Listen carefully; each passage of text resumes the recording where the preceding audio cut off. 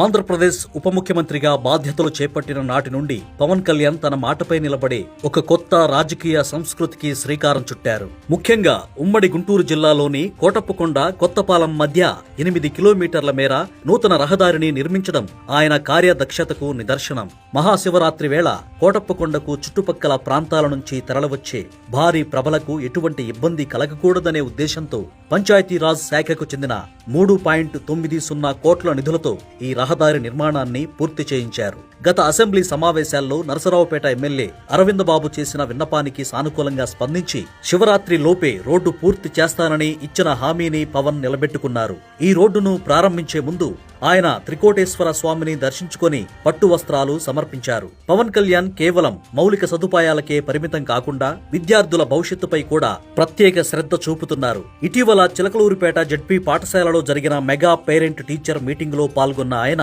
ఆ పాఠశాలకు కంప్యూటర్లు మరియు లైబ్రరీ పుస్తకాలు బహుకరిస్తానని మాటిచ్చారు. కేవలం 10 రోజుల్లోనే ఆ హామీని నెరవేర్చి అందరినీ ఆశ్చర్యపరిచారు. అలాగే కోనసీమలో రైతాంగాన్ని వేధిస్తున్న శంకరగుప్తం ట్రైన్ సమస్యను 21 కోట్లతో కేవలం 35 రోజుల్లోనే పరిష్కరించి తనదైన స్పీడ్ చూపించారు. అధికారం ఉన్నా లేకపోయినా ప్రజలకు తోడుగా ఉంటాననే నమ్మకాన్ని ఈ చర్యల ద్వారా ఆయన కలిగిస్తున్నారు. ఇక మానవతా దృక్పథంలో పవన్ కళ్యాణ్ తీసుకుంటున్న నిర్ణయాలు రాజకీయ వర్గాల్లో ప్రశంసలు అందుకుంటున్నాయి.